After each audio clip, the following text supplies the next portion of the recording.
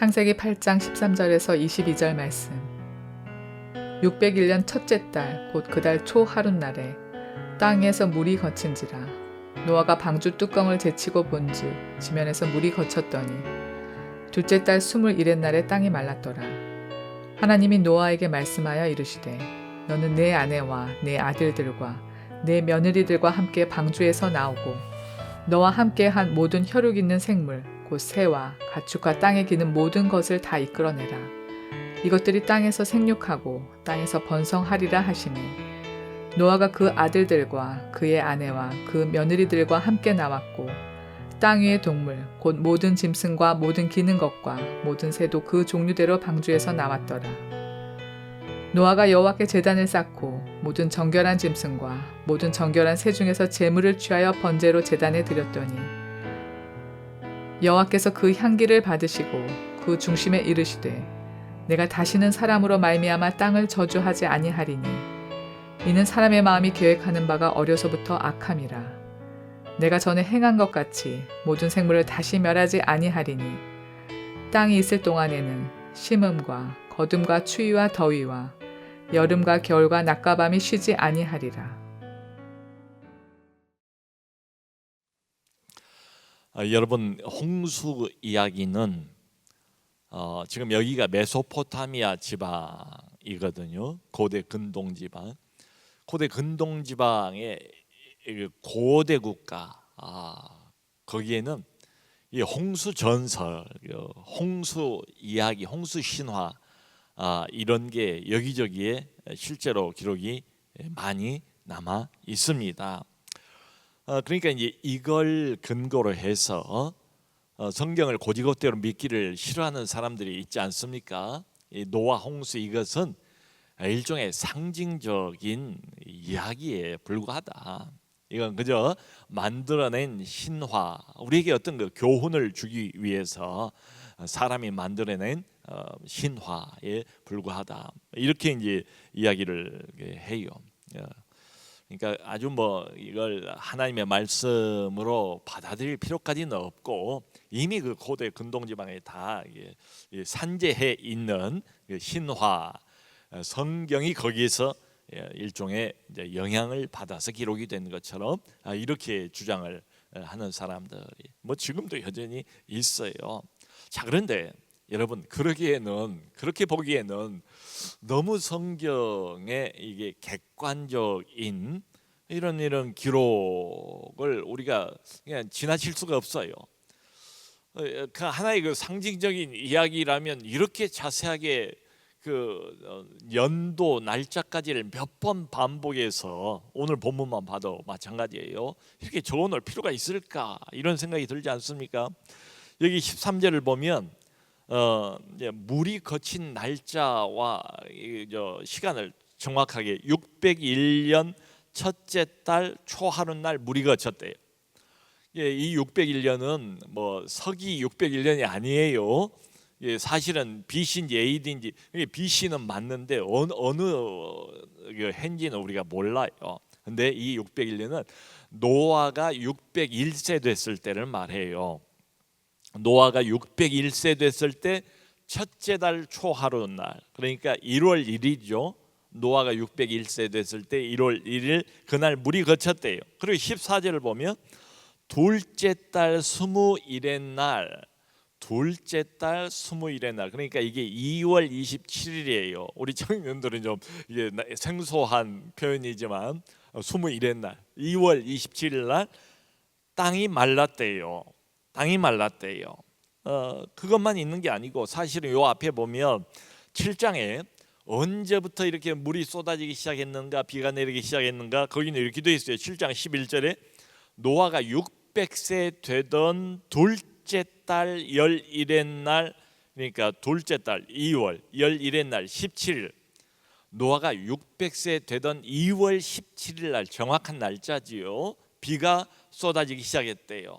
그러면서 하늘이 열렸다라고 기록을 하고 있고 땅에 샘들이 터졌다라고 기록을 하고 있어요. 그러니까 참 우리가 경험해보지 못한, 지금도 지구 온난화 때문에 급작스러운 홍수 이런 걸 보지 않습니까? TV 화면을 통해서.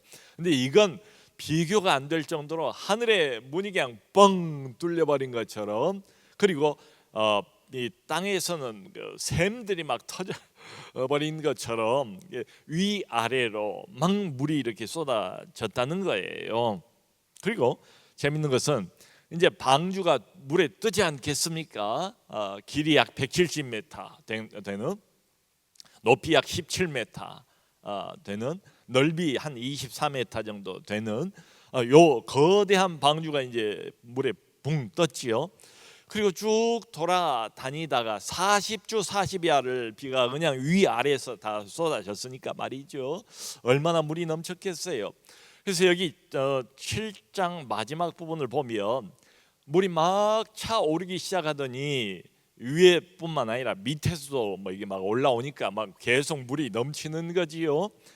150일 정도 됐을 때, 비가 내리기 시작한 지 150일 정도 됐을 때 클라이막스에 도달을 했다는 거예요. 그 물의 높이가. 그렇습니다.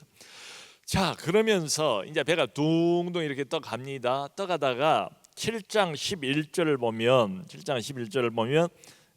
거기는 이제 비가 쏟아지기 시작하는 날이, 이게 날짜가 기록이 돼 있고, 방주가 물이 이제 조금씩 빠지기 시작하니까 높은 산에 이게 걸렸대요. 방주가. 그 산이 어딘가 하면 아라랏산입니다.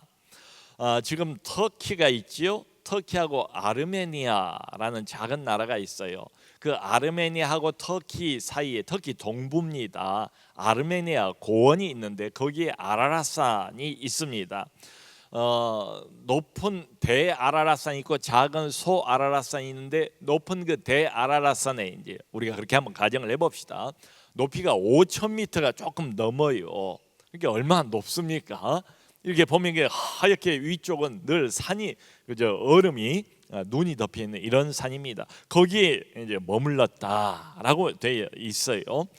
근데 그것도 정확하게 8장 4절을 보면 언제 머물렀는가 하면 7째 달 11의 날, 그러니까 7월 17일 날 머물게 되었다. 이런 이야기예요. 그러니까 굉장히 그 역사적인, 그야말로 이게 하나의 그 이야기다, 신화다, 이런 거하고는 얼마나 이게 감이, 분위기가 다르지 않습니까? 요즘에 이제 그 인터넷 뭐 많이 발달하지 않았습니까? 그래서 이 아라랏산에 도달했다는 그 방주를 찾으려고 여러 번 사람들이 탐험대도 보내고 그 방주를 발견도 했다고 하고, 그리고 뭐 지상에 보고도 하고, 그리고 뭐 그 내용이 이렇게 찍혀서 나온 것도 있고, 이제 인터넷을 찾아보시면 그걸 그대로 다 믿을 수는 없겠지만, 아무튼 방주의 흔적, 방주가 분명히 있었다, 이런 것들이 상당히 많이 연구가 돼 있더라고요. 그건 참고를 해보시면 좋겠습니다. 이게 저희가 이제 분명하게 좀 해야 될 건 뭔가 하면 이게 역사적인 기록이다, 이런 겁니다.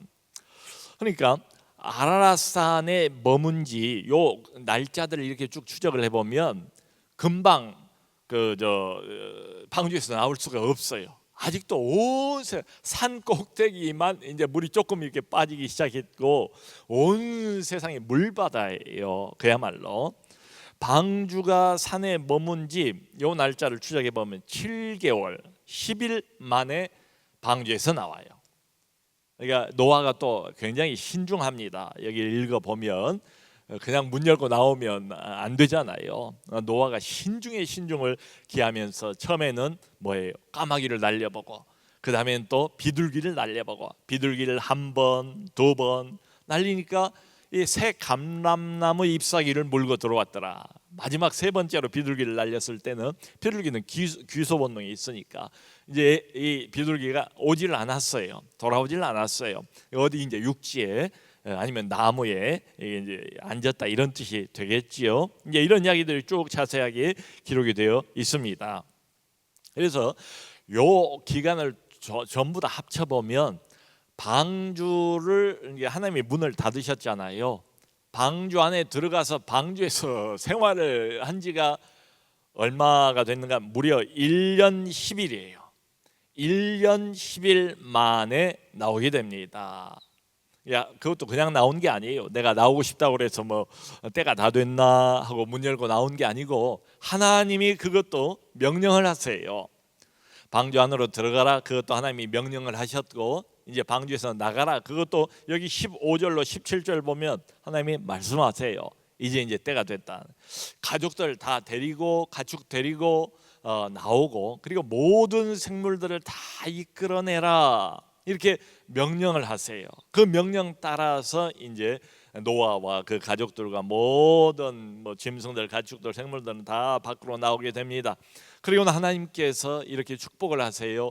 땅에서 생육하고 번성하라. 마치 처음에 인간을 만드시고 세상을 만드신 다음에 땅에 생육하고 번성하라 이런 것처럼 두 번째 재창조라고 볼 수도 있겠지요. 땅에 생육하고 번성할 것을 축복을 해 주세요. 여러분, 중요한 것은 방주 안으로 들어간 것도 사실은 그 전부터지요. 방주를 만든 것도 하나님의 명령, 하나님의 계시, 하나님의 말씀 따라서 만들었고, 방주 안으로 들어가는 것도 하나님의 말씀 따라서 들어갔고, 방주에서 나오라 하는 것도 내 마음대로가 아니라 하나님 전능자, 이 사건을 일으키신, 홍수로 심판하신 하나님의 명령을 듣고 그 명령 따라서 나와요. 여러분, 여기 성경을 보면 모든 그 악한 사람들은 다 죽었지만 노아 한 사람은 살지 않습니까? 왜요? 노아는 의인이니까. 근데 한 번 더 생각을 해봐야 되는 것은 왜 노아가 의인이 됐던가? 우리가 생각해 봤죠? 그건 다른 게 아니다. 하나님 말씀대로 믿고 따르고 순종하고 실천했기 때문에 노아가 의인이었다. 다시 말하면 노아도 우리처럼 믿음으로, 하나님을 믿음으로, 하나님 말씀을 믿음으로 방주를 만들었고, 믿음으로 들어갔고, 믿음으로 하나님 말씀을 믿고 그 말씀에 순종함으로 방주에서 나왔고, 처음부터 끝까지 믿음으로 하나님을 기쁘게 했던 사람, 믿음으로 의롭다함을 얻은 사람이 바로 노아다, 이런 말씀입니다. 여러분, 우리가 이제 그 가정 안에 자식들이 이제 몇 명 있다고 할 때 이럴 수 있잖아요. 더 마음이 가는 자식이, 유독 더 부모에게 마음이 가는 자식이 있지 않겠습니까? 어떤 자식일까요? 이렇게 볼 수 있어요. 지금 노아하고 이렇게 비유를 해서 늙었다고 해서 부모가 늙었다고 해서 부모 말을 무시하지 않는 이런 자녀, 부모 말을 잘 받아주는 자녀, 들어주는 자녀, 늙으신 부모 입장에 서서 부모를 하나라도 더 생각해주는 이런 자녀, 얼마나 참 고맙겠어요.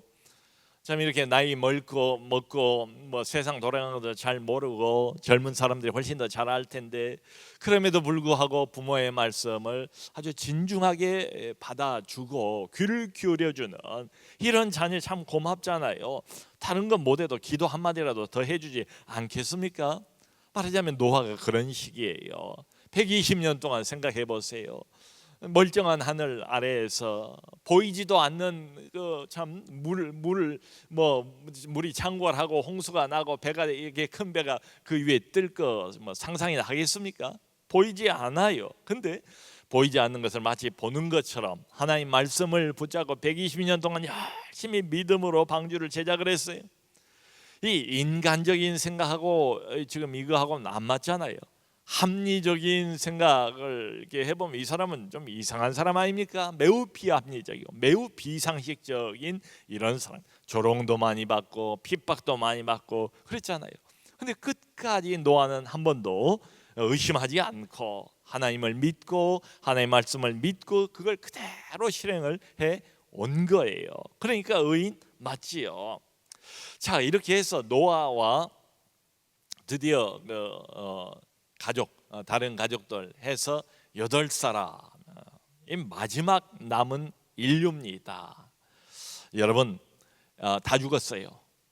생명 있는, 호흡하는 모든 건 다 죽었어요. 사람, 동물 다 죽었는데 이 몇 사람이 마지막 인류의 생존의 희망의 등불이에요. 그리고 이제 나와서 하나님이 축복해 주신 것처럼 다시 온 땅에 가축도 짐승도 그리고 사람도 번성하기 시작한 거예요. 참 얼마나 좋습니까? 이제 새로 시작하면 되잖아요. 한번 이렇게 심판받고 실패했지만 얼마든지 기회가 있으니까요. 자, 그런데 여기 성경을 보면 큰 문제가 하나가 남아 있어요. 그게 뭐냐 하면 사람은 변하지 않았다. 심판 한번 받았다고 해서 사람 마음이 바뀌지 않았다. 그러니까 아담의 DNA를 여전히 홍수 심판 후에도 사람은 아주 깊은 곳에 그대로 간직하고 있더라. 그러니까 이대로 가면 이제 새로운 인류의 또 새로운 시작인데 조만간에 다시 심판을 받아야만 돼요. 참 이게 어떻게 할 수가 없는 이런 딜레마입니다. 이걸 우리가 어떻게 알 수 있는가 하면 21절에 보면 이게 심판 후입니다. 심판 후에 홍수 끝났어요.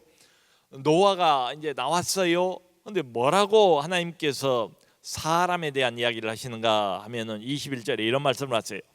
사람의 마음에 계획하는 바가 어려서부터 악하다.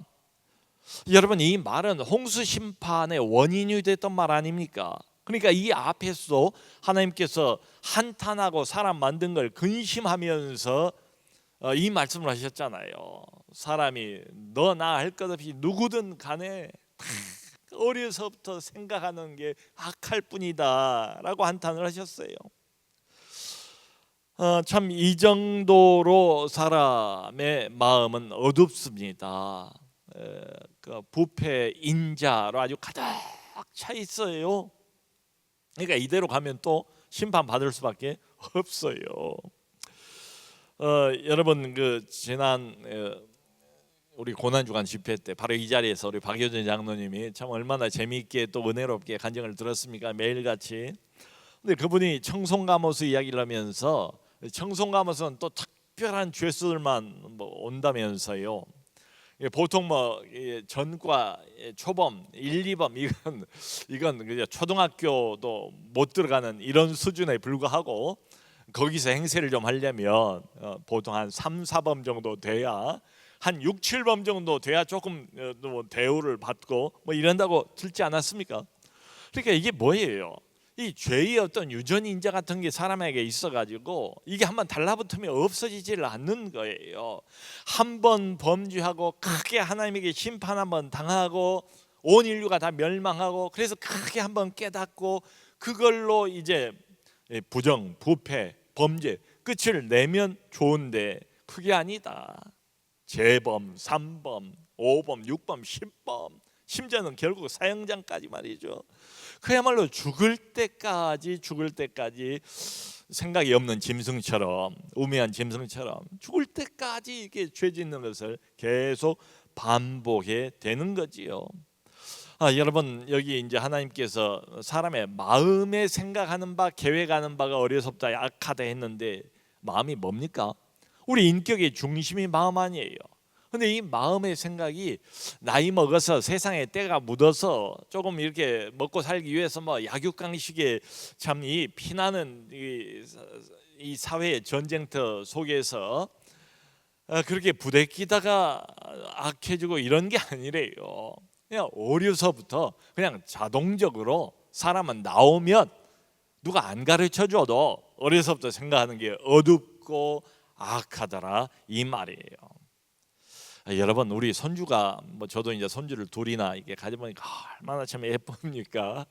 아이들 우리 자식하고는 또 다른 그 맛이 있잖아요. 예쁜 맛이 있지 않습니까? 그저 예쁜 거예요.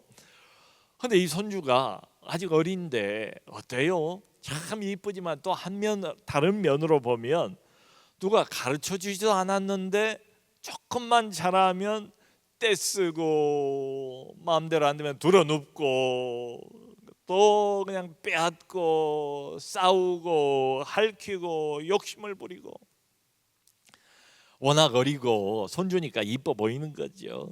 죄의 범위가 작으니까 그냥 그렇게 해서 그냥 넘어가고 그냥 하지 마라 이렇게 말 한마디 하고 그냥 넘어가는 거죠. 이게 뭡니까? 다 어려서부터 나중심 남의 거 빼앗고 있고 내가 하고 싶은 대로 하고 안 되면 그냥 막 떼쓰고 악을 쓰고. 역시 우리는 수천 년이 지났지만 아담의 후예가 맞구나 하는 생각이 들어요. 여러분, 우리 모두가 다 여기 앉아 있는 모두가 다 예외가 아닙니다. 우리 모두가 다 아담의 그 범죄 인자를 타고난 사람들이에요. 그러니까 이렇게 생각하는 게 맞아요. 이 하나님의 진단대로 한다면 우리 안에는 사람 한 사람 다 안에 공장 하나씩이 있어요. 무슨 공장인가 하면 죄를 만들어내는 공장. 근데 이 공장은 고장도 안 나요.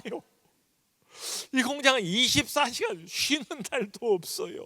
24시간 풀가동이에요. 1년 365일 풀가동. 얼마나 에너지도 그냥 좋은지 몰라요. 이 공장은 대단한 재주가 있어가지고 굉장히 선한 것도 금방 이 공장에 들어가면 보면 악한 것으로 바꿔버리는 재주가 있어요.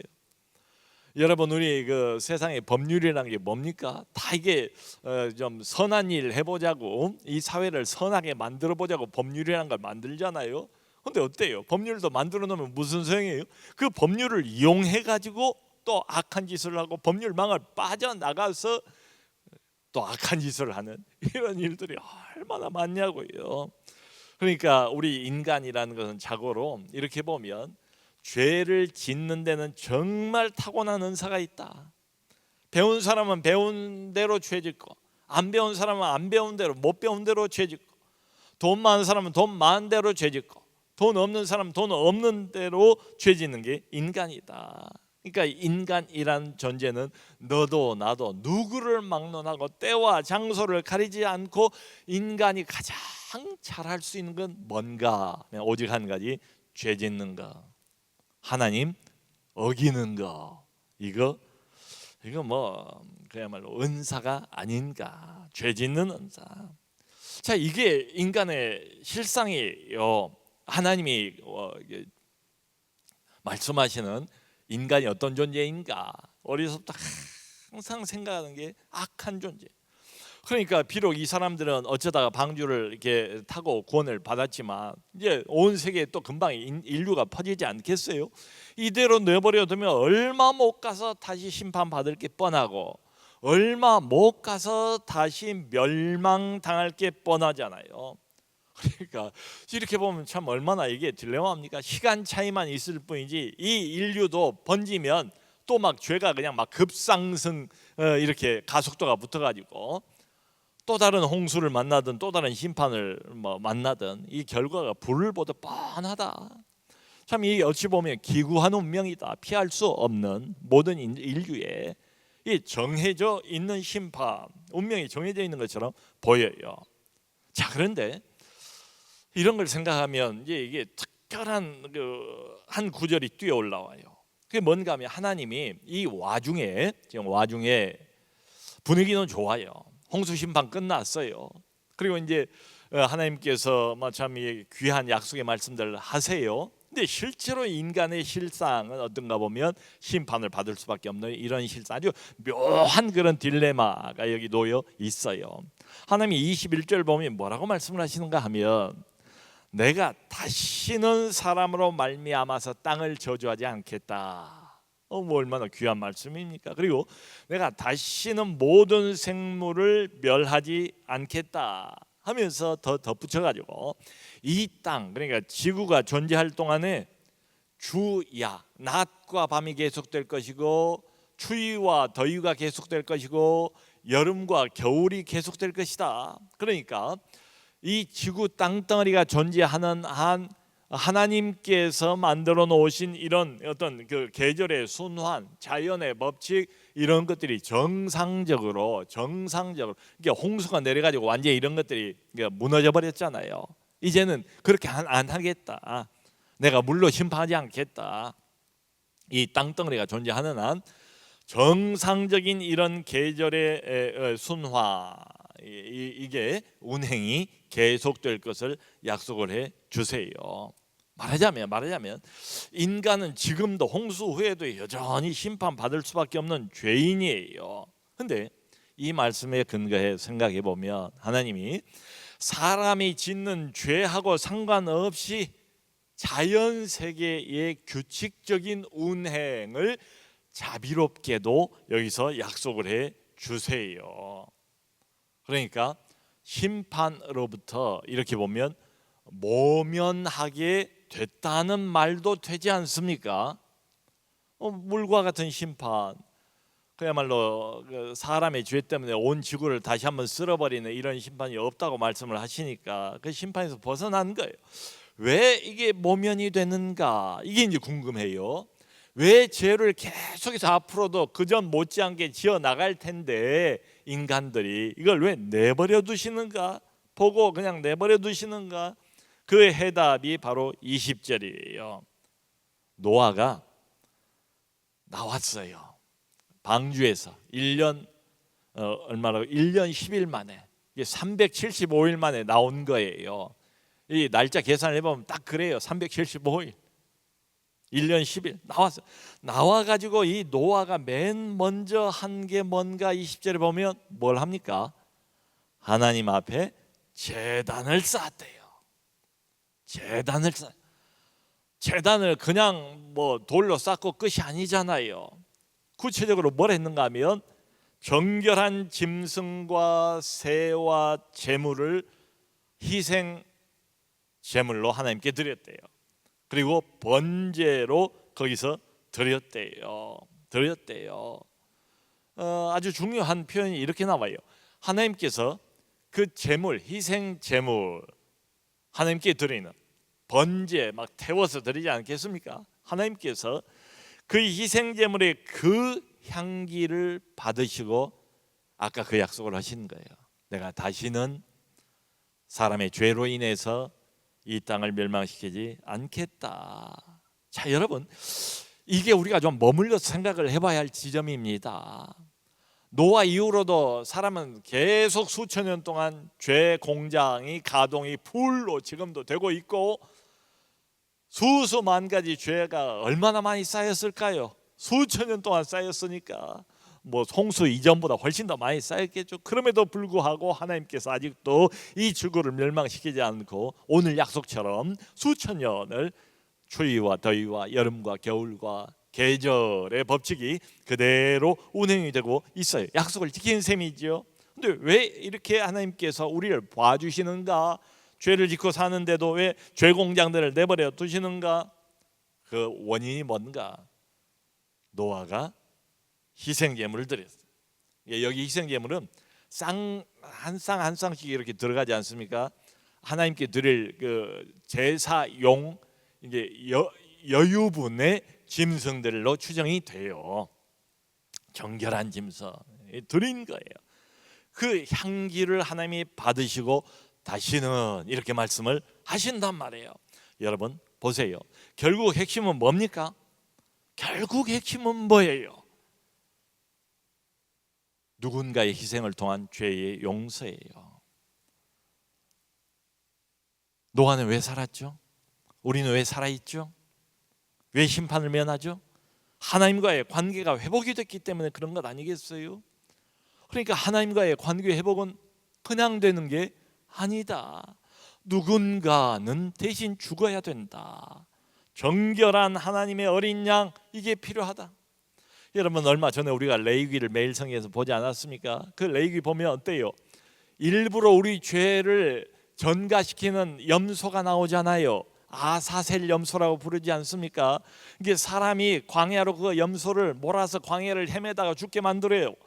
근데 죽기 전에, 보내기 전에 먼저 우리가 그 머리에 손을 얹고 안수를 하잖아요. 그게 무슨 행위예요?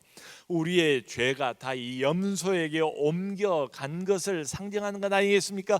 그리고는 염소가 죽도록 광야로 보낸다 이 말이죠. 그러니까 죄의 용서가 그냥 되는 것이겠는가? 전능하신 하나님, 공의로우신 그 하나님과의 관계가 그냥 회복되는 것이겠는가? 이미 오래전부터, 창세기 처음부터 이 대속의 원리가 너무 분명하지 않습니까?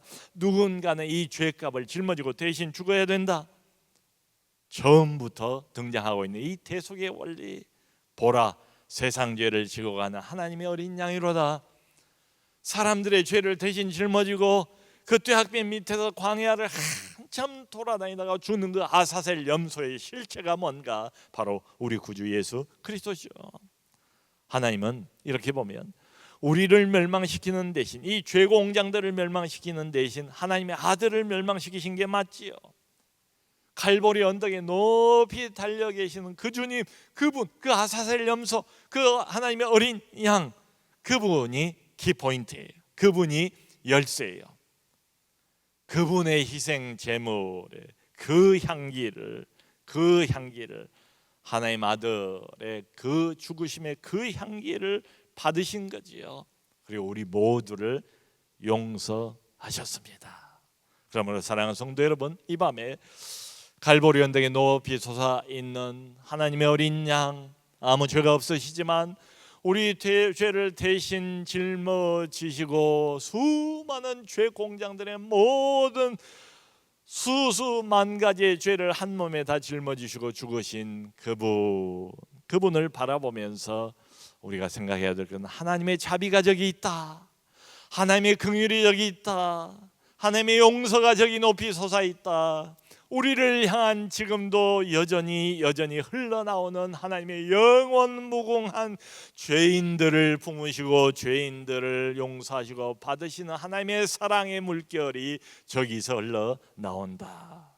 갈보리 언덕 십자가 바라보면서 하나님의 자비를 깊이 느끼고 깊이 감사하고 십자가를 찬송하는 우리 모두가 될 수 있기를 주님의 이름으로 축원합니다.